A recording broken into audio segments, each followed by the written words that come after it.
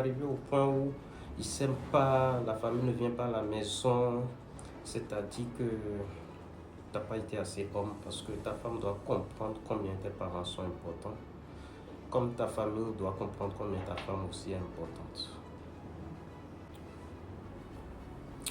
Voici quelques questions essentielles que vous apprendrez certainement, si ce n'est pas certainement déjà appris. L'argent que vous pensez pouvoir dépenser le jour du mariage, ce beaucoup d'argent là, vous allez regretter ça. Ouais. Quelques jours après, vous allez regretter ça. Dépensez intelligemment. Évidemment, il faut se faire plaisir. On ne vit qu'une seule fois. Il faut avoir un bon moment. Mais la qualité du mariage ne dépend pas de l'argent que vous dépensez le jour du mariage. La qualité du mariage ne dépendra pas de l'argent, du montant que vous dépensez ce jour-là. Absolument pas. Je connais quelqu'un qui s'est marié dans des conditions très modestes. Quelques Heineken, quelques Fanta, des biscuits, des galettes, etc. Ils se sont mariés, ils vivaient dans un appartement, un petit appartement au pays, au Bénin. Aujourd'hui, 5 ans après, c'est une famille de 4. L'homme est dans de très bonnes positions sur le plan financier. La femme aussi d'ailleurs, commerçante qui va sur Dubaï, Cuba, etc. Mais le début était difficile. Je connais aussi un couple qui a dépensé plus de 10 millions pour le mariage. Ils n'ont pas fait 3 mois. Donc, ce n'est pas l'argent, ce n'est pas le montant, ce n'est pas la qualité du voile, ce n'est pas tout ça. C'est pas le champagne. Non. Même dans un petit appartement, si l'amour est vrai, l'argent que vous voulez dépenser là, vous en aurez besoin. Donc faites de bonnes choses, faites des choix concrets. Numéro 2. L'amour seul ne suffit pas pour un mariage. Voilà. L'amour seul, malheureusement, ne suffit pas. Je sais que beaucoup de gens pensent que l'amour, il faut s'aimer. C'est vrai, mais en plus de ça, il y a beaucoup de choses. Les gens auront des problèmes mentaux, des problèmes émotionnels, des blessures intérieures du passé, tout ça. Il faut être tolérant, il faut être respectueux. On peut beaucoup t'aimer, mais si tu es impoli, insolente, irrespectueuse, avec le temps, ça ira pas. Donc on peut beaucoup t'aimer si tu es bagarreuse, problématique, querelleuse, tout ça. Mais avec le temps, nous sommes humains. Non, ça ne suffit pas. Il faut faire un effort, s'ajuster, écouter, par raison. On n'a pas toujours raison en fait. Numéro 3. Le mariage n'est pas toujours un truc de 50%, 50%.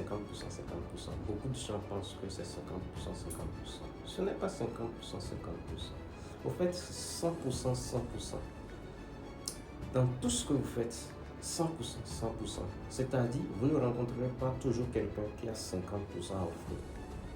Les gens ont des problèmes, des difficultés. Et il a été chassé du boulot, il y a la famille qui met la pression. Il y a toujours des histoires. Alors, il faut comprendre que si quelqu'un n'a que 30% à offrir, tu fais quoi? Tu le laisses? Tu l'abandonnes? Non.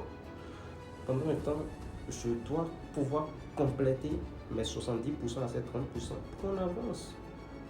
Jusqu'au moment où tu seras capable d'apporter ces 70%. C'est même applicable également sur le plan financier. Tu peux être une femme, tu as un homme qui n'a que 30% d'argent à offrir pour la maison. Et que toi tu as 70%, tu deviens impolie, irrespectueuse, disant que c'est toi qui apportes tout ça. Non, une femme de bonne valeur comprend que la vie, à un moment donné, c'est comme ça. On peut soutenir quelqu'un jusqu'à avancer. Il ne faut pas écouter ces femmes qui vous disent non, je ne le soutiens pas. Quand tu le soutiens, dès qu'il aura l'argent, il va te quitter. C'est n'importe quoi. Bien vrai, il y a des gens qui partent, mais tout le monde n'est pas comme ça. Tout le monde n'est pas comme ça. Donc, elle te parle en réalité de leur cas, de ce qui s'est passé, mais ce n'est pas ton cas à toi. C'est pas toujours pareil en fait. Donc, si vous voulez que ça fonctionne, ce n'est pas 50%, 50%, c'est 100%, 100%. Il faudrait que tout le monde puisse comprendre cela. Numéro 4. N'impliquez jamais la famille dans vos problèmes privés. Jamais. Préférablement chercher un ami ou encore un étranger. Pourquoi? Parce que la famille n'oublie jamais ce qu'on a fait à leur enfant, que ce soit l'homme ou la femme. Vous allez raconter à votre femme comment votre mari vous a trompé, comment il fait ci, comment il fait ça. Elle n'oubliera pas. Le problème, c'est que toi, tu vas oublier. Toi, tu oublieras quand tu l'auras pardonné. C'est ton mari après tout. Mais ta soeur n'oubliera jamais. Ou vice-versa. Hein. Tu vas dire à ta soeur comment ta femme est polie, irrespectueuse et tout le bazar. Elle n'oubliera jamais. Surtout ta mère.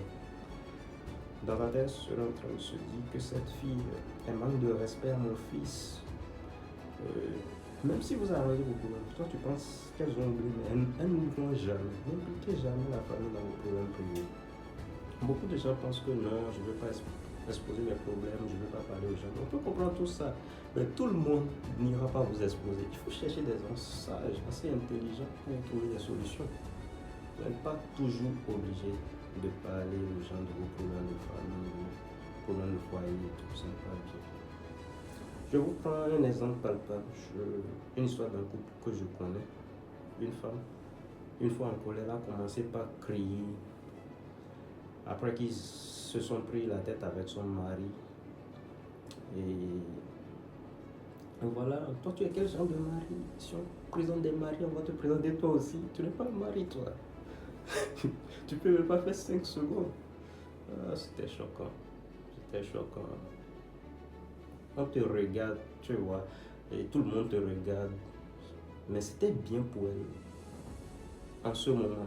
Voilà, donc à cet instant, c'était bien pour elle de se libérer, de se vider.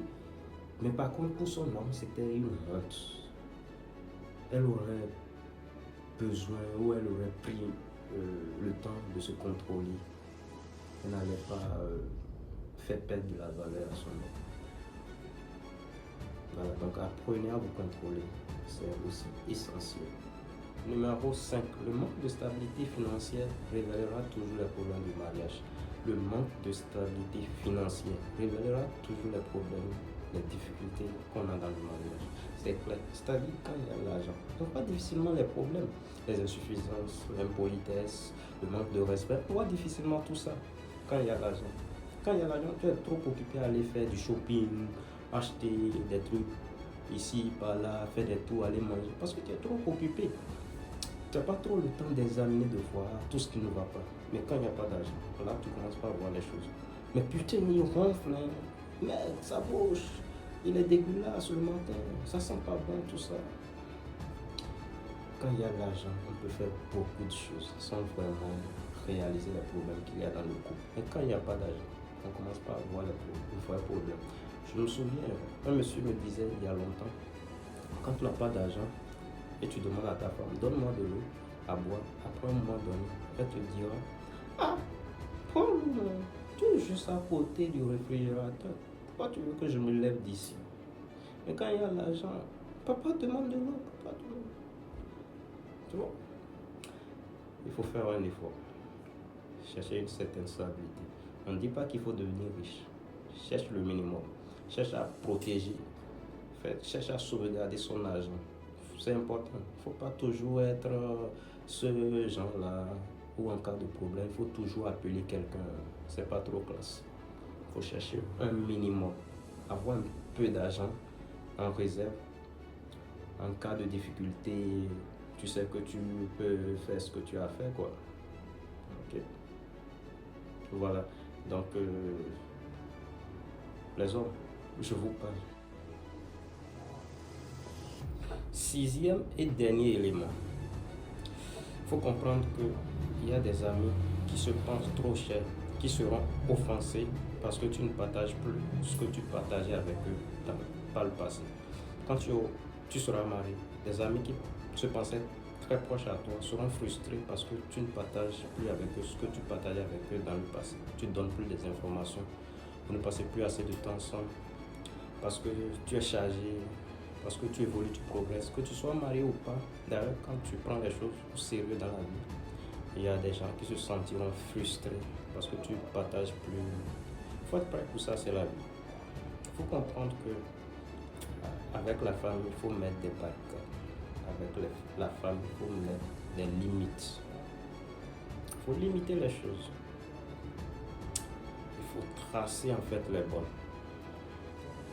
Si vous ne tracez pas les bonnes à l'égard de votre femme, de votre mari, votre famille va commencer à manquer de respect à votre femme ou à votre mari en votre présence. Moi, j'ai l'habitude de dire que quand une femme commence par manquer de respect à la famille de l'homme et que voilà, ça devient un scandale, tout ça, je pense que ce n'est ni la faute de la femme ni la faute de la famille. C'est l'homme qui n'assume pas ses responsabilités. Parce qu'un homme, un vrai homme, ne peut pas en arriver là. Un vrai homme appelle sa famille et dit famille, en tout cas, ça c'est ma femme. S'il vous plaît, si vous voulez qu'on soit bien, il faut respecter ma femme. Il appelle aussi sa femme, il dit, écoute, tu es venu ici, tu nous as trouvés, ça c'est ma mère, ça c'est ma soeur, ça c'est mes frères. Si tu manques de respect à ma famille, on ne s'entendra pas. La femme comprend que ma famille est très importante pour moi. Je ne peux pas faire des bêtises avec elle. La famille aussi comprend que la femme, voilà, ma femme est importante pour moi. Et voilà, c'est comme ça on garde la paix. Mais si vous arrivez au point où ils ne s'aiment pas, la famille ne vient pas à la maison, c'est que tu n'as pas été assez bonne. Parce que la femme doit comprendre combien de fois tes parents sont importants. Et vice-versa en fait. Il faut tracer les barricades. C'était El Dino des Caraïbes. Ciao.